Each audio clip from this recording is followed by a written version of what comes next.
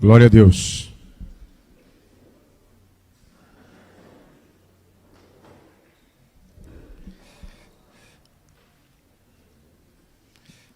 Amém. Hoje nós vamos iniciar uma nova etapa, uma nova experiência, já que a situação à nossa volta precipitou um desejo nosso de publicar aquilo que nós temos aprendido. A meditação que nós já estamos há quase 3 anos concentrados é o destino dos mortos. É um tema extraordinário do qual nós ainda não adquirimos todo o entendimento. E particularmente, nesse dia 28, nós queremos agradecer a Deus por toda essa oportunidade. E desde já deixar claro que tudo que vai ser ministrado aqui não foi fruto de uma aventura, foi fruto de uma revelação de Deus ao longo de quase 30 anos. Ou seja, tudo que vai ser falado aqui, apesar de parecer assustador, é baseado tão somente nas Escrituras. Então nós vamos meditar sobre o destino dos mortos, mas basicamente em um texto da Palavra de Deus que está em Mateus, no capítulo 13, do versículo 1 ao 52. Então nós estaremos estudando o destino dos mortos, concentrado nos 3 dias, desde a crucificação até a ressurreição, e estaremos abrindo esse subtema em Mateus capítulo 13, do versículo 1 ao 52. E o que existe em Mateus capítulo 13, do 1 ao 52? Existem parábolas. Então a primeira coisa que nós precisamos meditar é sobre o que significam parábolas. Qual o conceito das Escrituras acerca de parábolas. Então, não podemos esquecer, Mateus, capítulo 13, versículo 34, o Mestre Jesus diz o seguinte: todas essas coisas disse Jesus às multidões por parábolas, e sem parábola nada lhes dizia. Todas estas coisas disse Jesus às multidões por parábolas, e sem parábolas nada lhes dizia. Verso 35, para que se cumprisse o que foi dito por intermédio do profeta: abrirei em parábolas a minha boca, publicarei coisas ocultas desde a criação do mundo. Somente o verso 34 e 35, que está relatando acerca das palavras de Jesus, do que Jesus disse, somente esses 2 versos. Primeiro se detalha no verso 34, quando diz que ele não falava absolutamente nada. Todas essas coisas disse Jesus às multidões por parábolas, e sem parábolas nada lhes dizia. Isso prova que as parábolas faziam parte da linguagem do Mestre Jesus, faziam parte da sua comunicação, do seu modo de se explicar. Então, Mateus, o escriba inspirado, ele está dizendo para nós o seguinte: o Mestre não ensinava com outro método que senão parábolas. Ok. E o versículo 35 ele acrescenta, porque ele diz que o que ele estava fazendo, não estava fazendo porque ele estava criando algo novo, mas ele estava simplesmente obedecendo o Pai, como também encontramos em João 5,19. Em João 5,19 está escrito, ele diz que ele não fazia nada, ele não dizia nada que o Pai já não lhe tivesse predito. Esse texto diz que ele vai abrir em parábolas da sua boca, ele vai publicar. Nós destacamos a palavra abrir e destacamos a palavra publicar em Mateus 13:35. Abrir, a palavra dá a entender como se fosse uma fonte jorrando, ou seja, quando ele abre a sua boca, é como se ele fosse uma fonte jorrando. E depois a palavra publicar é conhecida por todos. ele está abrindo a sua boca como se fosse uma fonte que trouxesse para nós riquezas que estavam ocultas. E ele fala de publicar, e ele diz, coisas ocultas desde a criação do mundo, diz Mateus acerca de Jesus. Ok. Nessa primeira parte, então, eu gostaria de falar acerca de parábolas e o entendimento que o Eterno tem nos dado ao longo desses anos acerca de parábolas. A primeira coisa que eu gostaria de falar acerca de parábolas é o entendimento da linguagem figurada, daquilo que as pessoas entendem, por exemplo, em português, acerca da linguagem figurada. Na linguagem figurada, como nós conhecemos, existem muitas nomenclaturas para a linguagem figurada. É diferente da visão bíblica da linguagem figurada, principalmente a maneira como a língua hebraica, e eu falo a língua hebraica, não a língua hebraica falada hoje pelo povo judeu, a linguagem moderna hoje do povo judeu, me refiro à língua hebraica, me reportando a linguagem que o Moisés se utilizou. E um pouquinho mais atrás, uma linguagem que é anterior à língua hebraica, que é pré-diluviana. E nessa linguagem, as parábolas alcançam o seu apogeu. Pensar em parábolas dentro da gramática em português, nós teremos um entendimento. Se pensarmos em parábolas dentro da gramática judaica hoje, nós teremos um outro entendimento. Mas se pensarmos em parábolas na linguagem que a própria Escritura criou, nós vamos ter um entendimento bem maior. Por exemplo, é normal as pessoas pensarem que as parábolas passaram a serem contadas a partir de alguns profetas, principalmente a partir de Lucas, por exemplo, ou de Mateus. É comum as pessoas pensarem que parábolas são comuns somente ao chamado Novo Testamento. O Novo Testamento fala de parábolas. Alguns se prendem muito no Evangelho segundo Lucas, dizendo que é uma concentração de parábolas.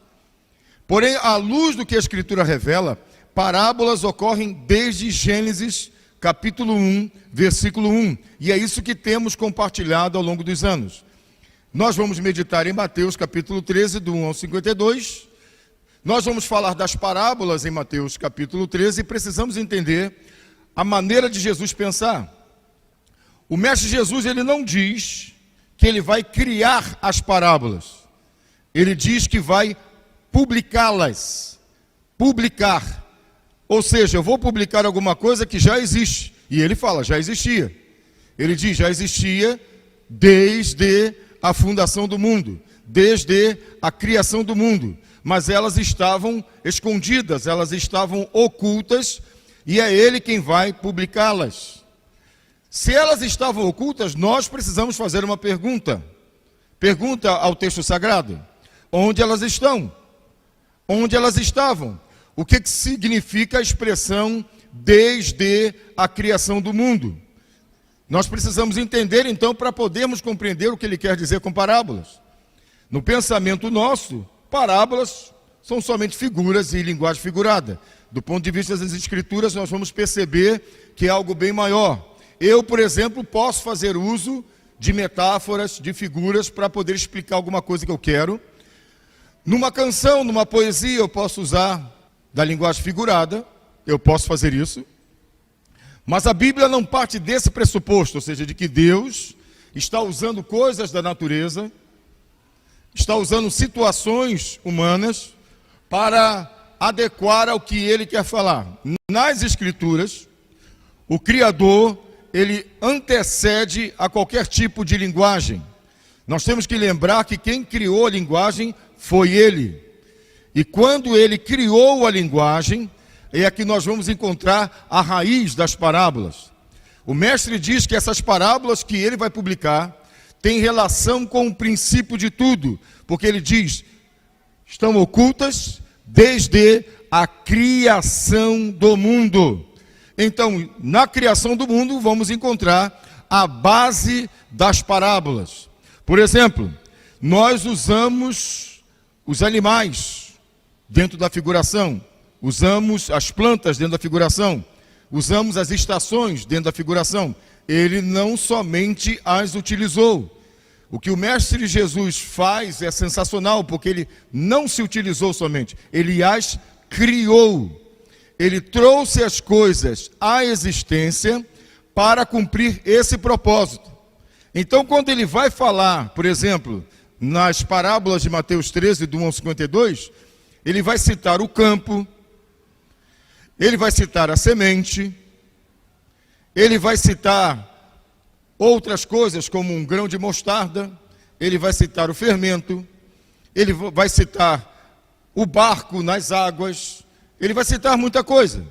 Ele vai citar as aves do céu, dentro das parábolas. A diferença entre nós fazermos uso da linguagem figurada e ele fazer uso, é que ele não se utiliza delas somente, mas ele as criou. Vou dar um exemplo da diferença que isso faz.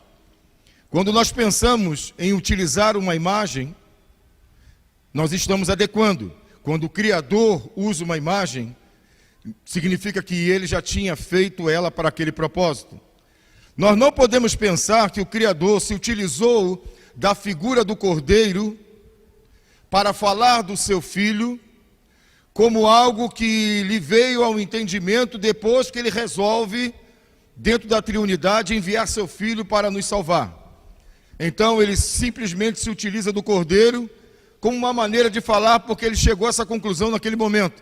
Então, nós não podemos pensar dessa maneira. Nós temos que pensar que, diferentemente de nós, ele vai criar o animal com características que falem do seu filho e que apontem para o seu filho.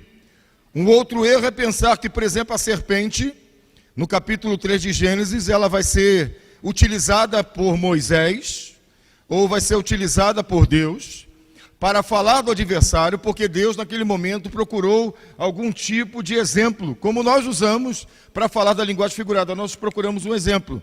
Então nós somos levados a pensar que Deus também procurou um exemplo. Então eu vou usar a serpente, vou usar o cordeiro para falar do meu filho, vou usar a serpente para falar do adversário. Essa é a maneira errada de pensarmos, essa é a maneira de nós raciocinarmos. Ele não.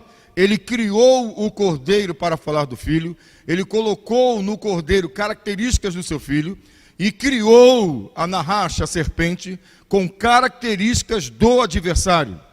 Ele não faz adequação, ele revela o propósito para o qual cada coisa foi criada. Então você só entende o cordeiro quando Deus explica o que o cordeiro é. Você só entende a serpente quando Deus explica o que a serpente é. O que a Bíblia quer dizer é que as parábolas de Jesus fazem com que aquelas coisas só possam ter significado depois que ele explica o porquê elas existem. Então, por exemplo, o grão de mostarda ficou famoso por causa da citação do mestre. E aquele grão existiu para este propósito. Não importa a utilização do grão anteriormente a falar de Jesus, ou depois da fala de Jesus. O que importa é o grão, quando Jesus dá significado para ele. Um outro exemplo que eu quero dar é o do lírio. Não importa o que as pessoas pensaram do lírio, aquele lírio púrpura, antes de Jesus citá-lo. Depois que Jesus cita o lírio passa a ter um significado que nunca tinha tido antes. E acrescentando as nossas vidas também.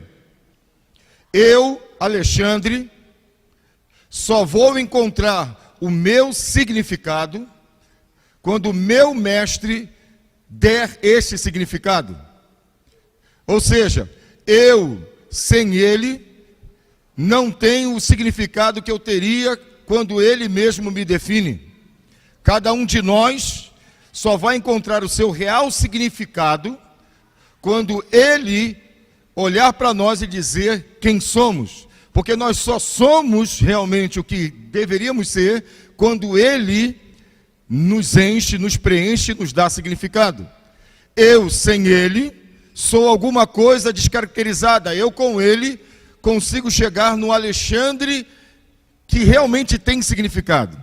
Então nós vamos pensar em parábolas, não como adequações, com Jesus utilizando de figuras, mas nós vamos pensar em um Deus que cria, que traz à existência as coisas com propósito. De maneira que quando Jesus falar do campo, nós vamos ter a ideia de que o campo foi criado para isso.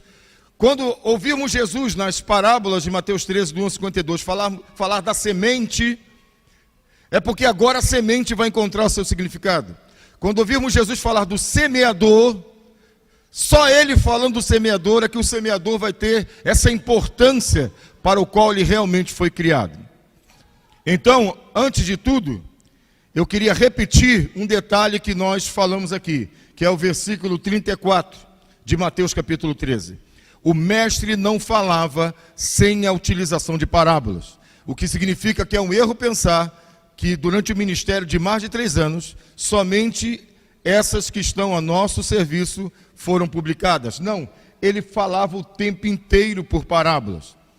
E outro detalhe que eu quero destacar é que elas estavam ocultas e ele as publicou, ele não as inventou. Foi Deus quem criou a matéria-prima para as parábolas.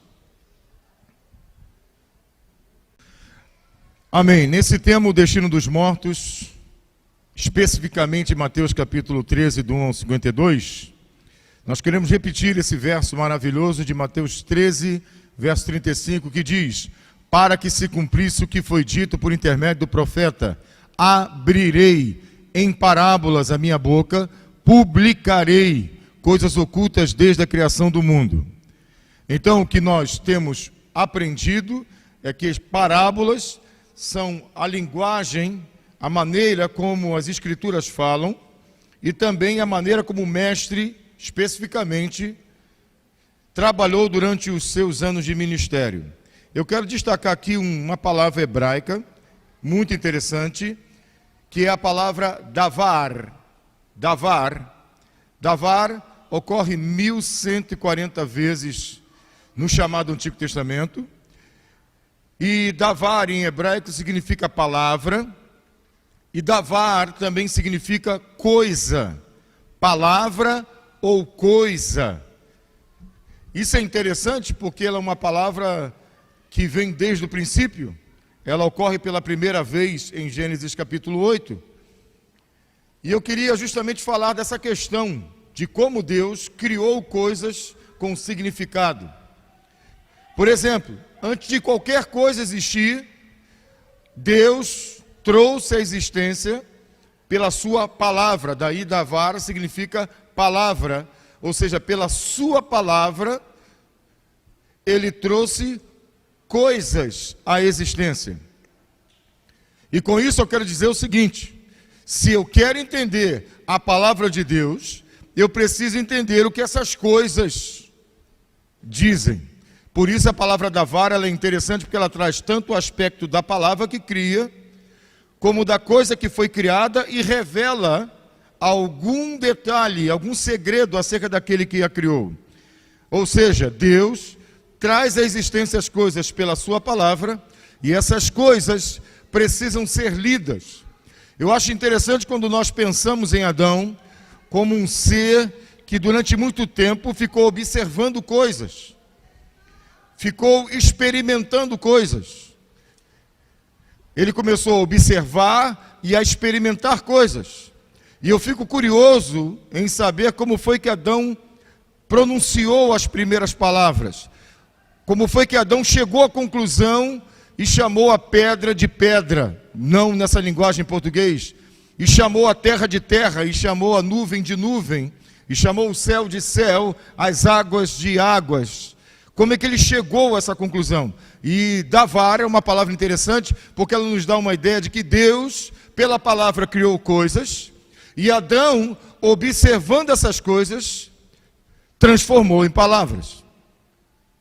Romanos 1, versículo 20 diz: porque as qualidades invisíveis de Deus, assim o seu eterno poder, como a sua divindade, se entendem e claramente se veem pelas coisas que foram criadas. Ou seja, por meio das coisas, Deus revela segredos. Então, eu gostaria de frisar esse ponto da palavra davar. Pela sua palavra, davar, Deus criou coisas, davar. Adão observou essas coisas da vara e falou palavras da vara. Então, se nós observarmos as imagens, nós vamos entender as mensagens que estão por trás delas. Em Mateus, no capítulo 13, no versículo de número 52, existe um texto interessante. O Mestre Jesus, ele fala de um escriba, e esse escriba tira do seu depósito coisas antigas e coisas novas. E é isso que nós queremos propagar. Mateus capítulo 13, do 1 ao 52, essa é a proposta que fazemos. Trazem parábolas. Por isso eu quero destacar a do verso 52,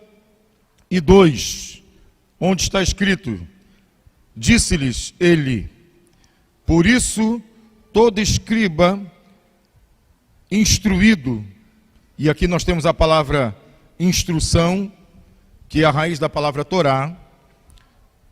Todo escriba instruído a respeito do reino dos céus é semelhante a um pai de família que tira do seu depósito, do seu tesouro, coisas novas, e aqui na nossa tradução diz coisas velhas, mas nós não gostamos da expressão velho. Preferimos o que está no grego, que são coisas de tempos antigos, coisas de tempos anteriores, coisas do princípio. Então o Mestre Jesus, depois de contar uma série de parábolas, ele conta a parábola de um homem, de um escriba, e aqui eu tenho que lembrar que escriba não é somente aquele que escreve, mas segundo a língua original é o sofer, é aquele que conta, é aquele que calcula, é aquele que faz aparecer os detalhes. Então ele fala o escriba, e não é qualquer pessoa. Dentro da cultura dele você não encontrava um escriba em toda a esquina. Os escribas eram exceções. E ele fala o escriba. A princípio nós pensamos nele mesmo. Abre o seu depósito, e a palavra grega é tesouro. Ele abre o tesouro. E quando ele abre o seu tesouro, não existem somente coisas antigas, existem coisas novas e coisas antigas. E ele conta essa parábola justamente depois de contar uma série delas. E o que ele quer dizer com isso?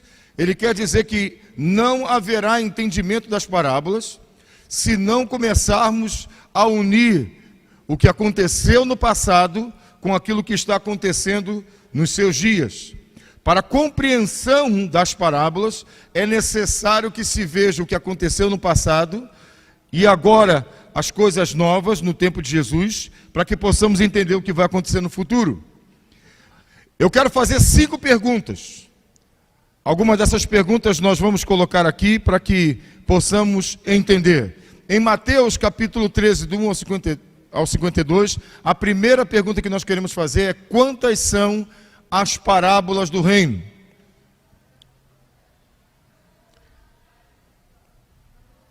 Sete parábolas. Então, a pergunta que nós queremos fazer, presta atenção: quantas são as parábolas do reino? São 7 parábolas. Essa última do verso 52, ela é destacada. Outra pergunta: quais são as 7 parábolas do reino? Primeiro, quantas são? Que são 7. E quais são? Nós vamos observar. A primeira das 7 parábolas do reino é a chamada parábola do semeador, Mateus 13, do 1 ao 23.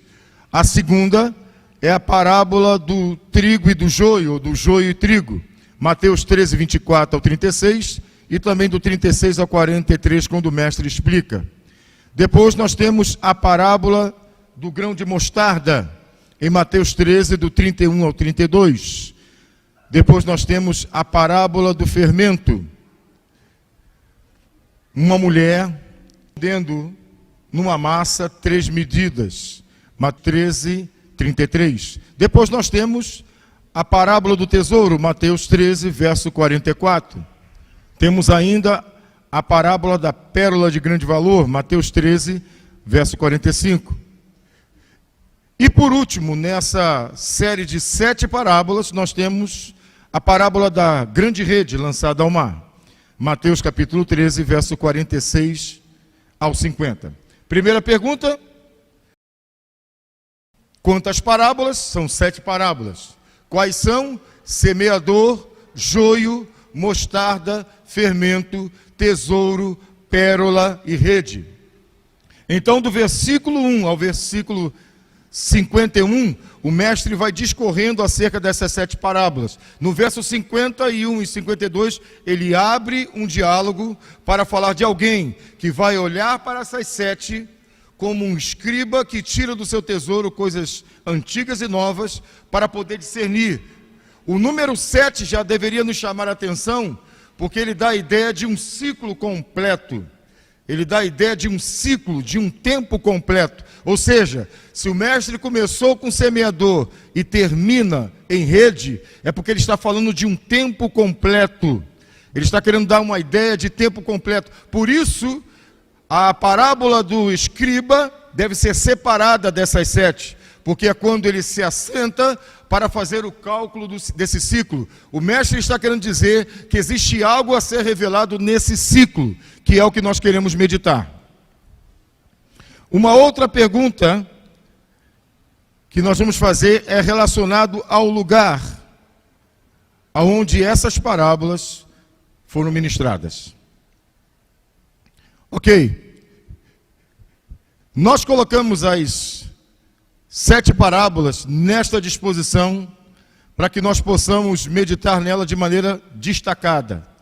Primeiro eu destaco o semeador, depois eu destaco 3 parábolas, joio, mostarda e fermento, e depois outras 3 parábolas, tesouro, pérola e rede.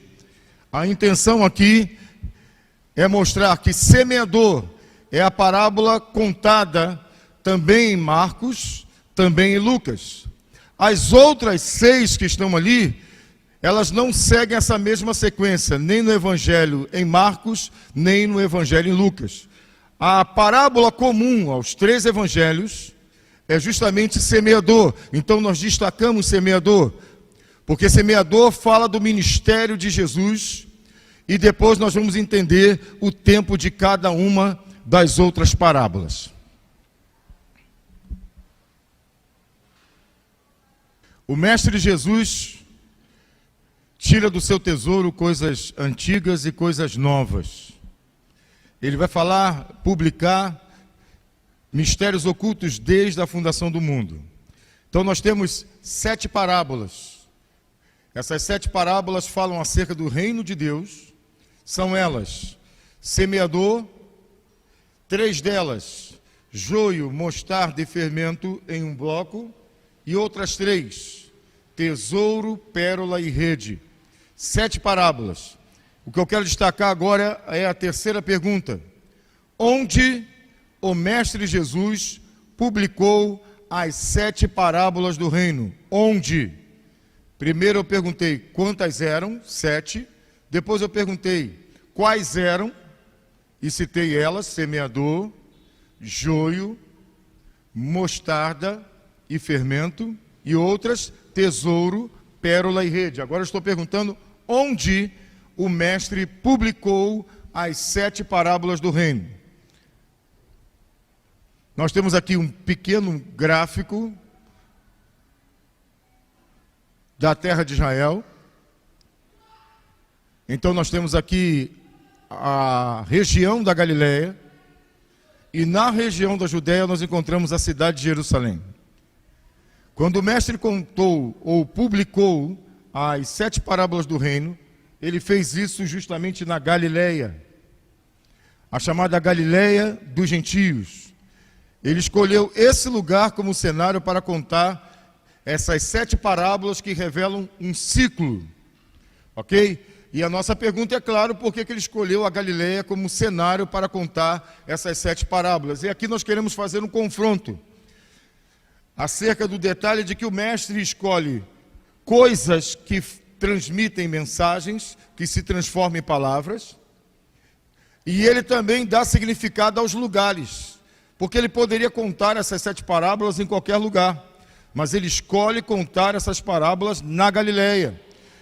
No capítulo 9, no profeta Isaías, usa-se a expressão hebraica Galil Hagoim, que significa um círculo de pessoas que, dentro da cultura judaica, eram consideradas leigas, eram consideradas pessoas misturadas, eram consideradas pessoas gentias, gentilizadas, pessoas que não eram judeus puros na concepção dos religiosos de Jerusalém.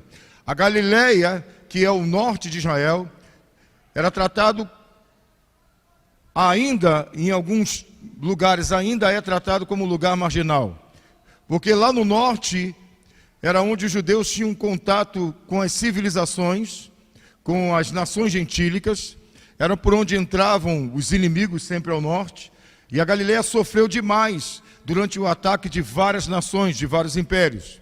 Então Galileia era um lugar muitas vezes castigado e realmente misturado. Galileia, então, no sentido judaico, é um lugar que não tem pureza quanto à Torá, pureza quanto ao judaísmo. Então eles tratavam a Galileia de maneira marginal. Ser um galileu não era uma coisa muito boa, é um pejorativo. Ser chamado de galileu não é um elogio, é um pejorativo. É como se você estivesse brincando com a pessoa, chamar ela de galileu, principalmente quem é um sulista, quem nasceu em Jerusalém, ser tratado como galileu seria diminuí-lo. E é justamente Isaías capítulo 9 fala que nesse território da tribo de Zebulon de Naftali, um território que foi envergonhado, um território que passou por humilhação, desse lugar, nesse lugar, e a partir dele resplandeceria a luz. Isso é interessante, porque o lugar onde existe o ensino da Torá, ou deveria existir, seria Jerusalém, onde está o templo, onde esteve o primeiro templo e também o segundo nos dias de Jesus. Era onde se deveria ensinar a Torá, e a partir daqui os sacerdotes deveriam ser espalhados por todo Israel para ensinar a Torá. Mas a Galileia não tinha Torá, porque nos dias de Jesus os sacerdotes não saíam para ensinar a Torá na Galileia. Então a Galileia é considerada um lugar tenebroso, sem Torá, sem instrução, sem a palavra. Eu queria destacar que a Galileia é um lugar tenebroso pela falta da Torá, pela falta da instrução.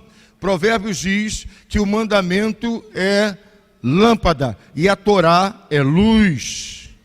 O texto sagrado em Isaías diz que o povo que estava assentado nesse lugar em trevas viu uma grande luz.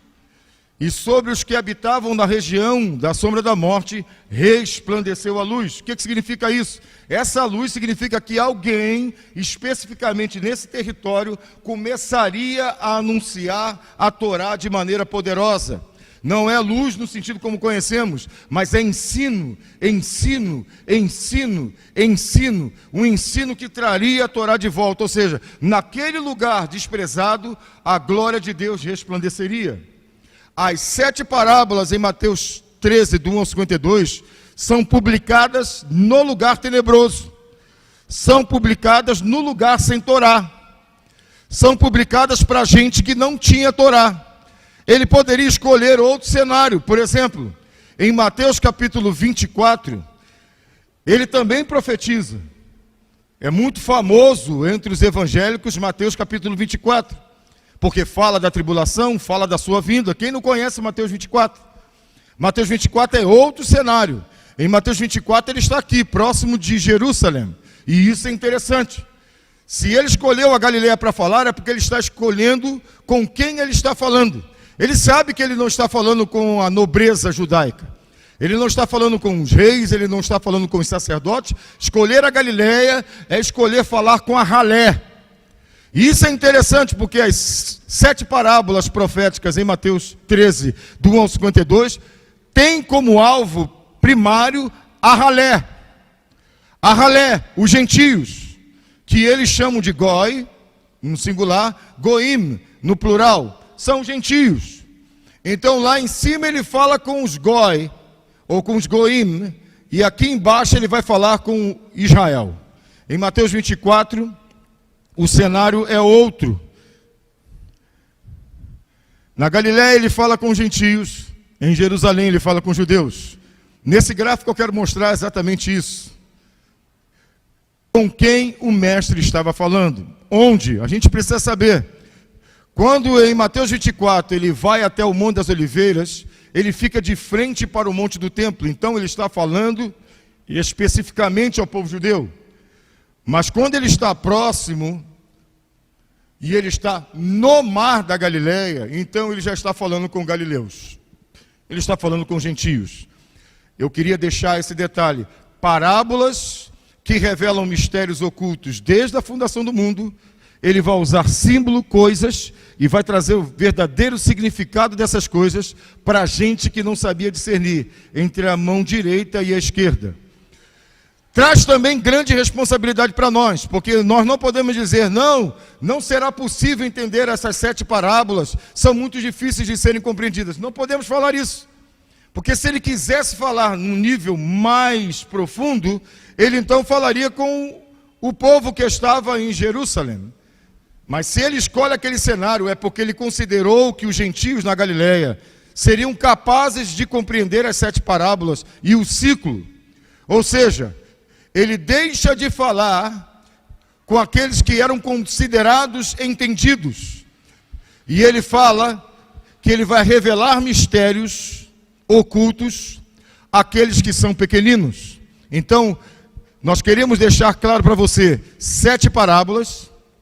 As 7 são semeador, joio, mostarda, fermento, tesouro, pérola e rede. As 7 parábolas foram contadas nesse cenário, o cenário da Galileia.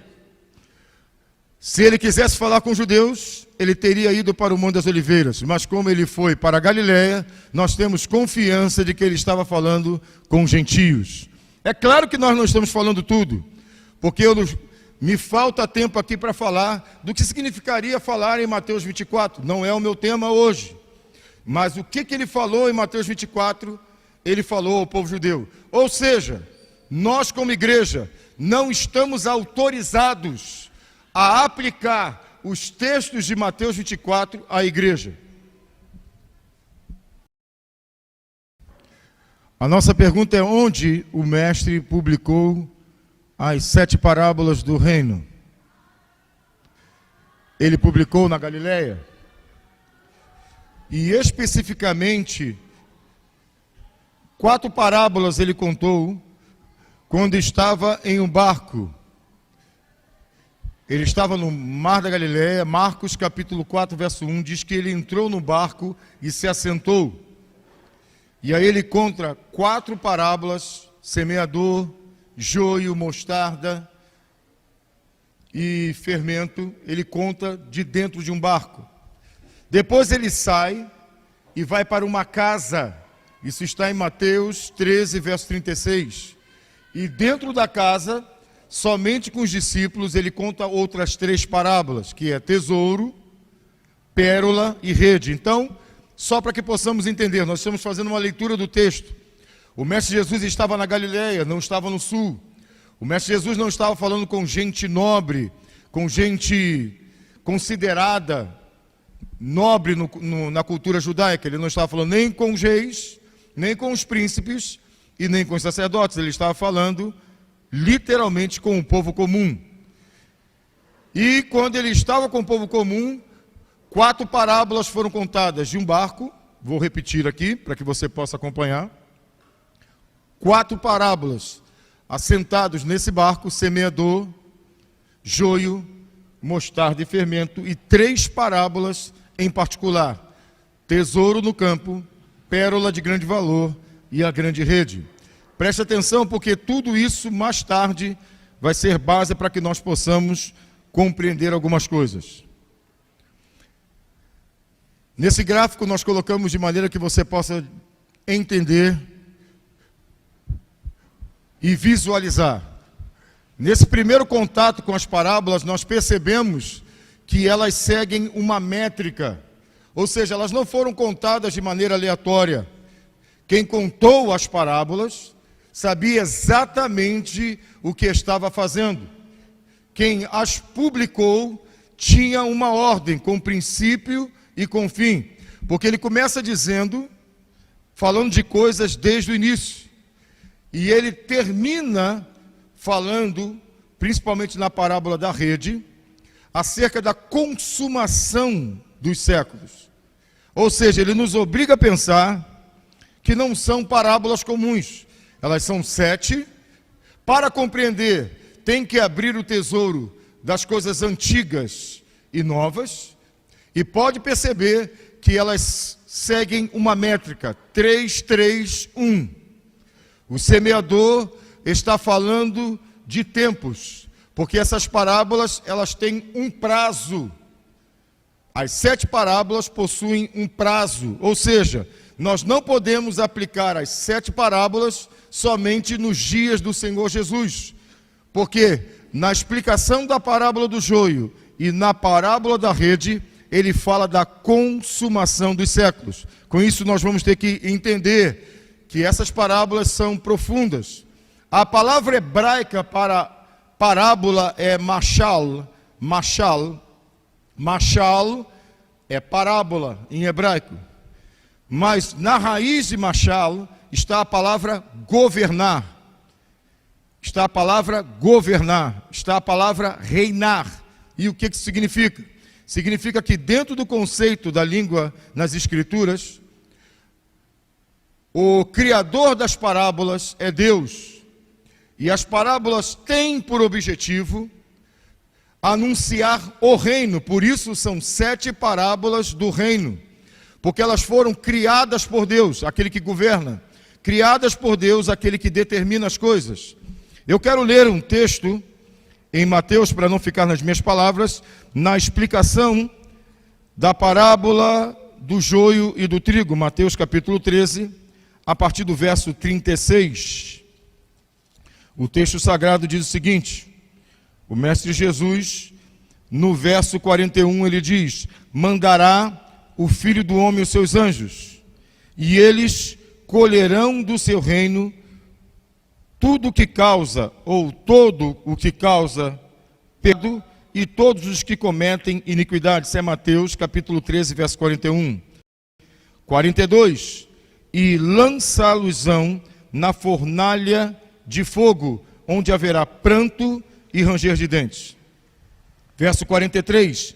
Então os justos resplandecerão como o sol no reino de seu Pai.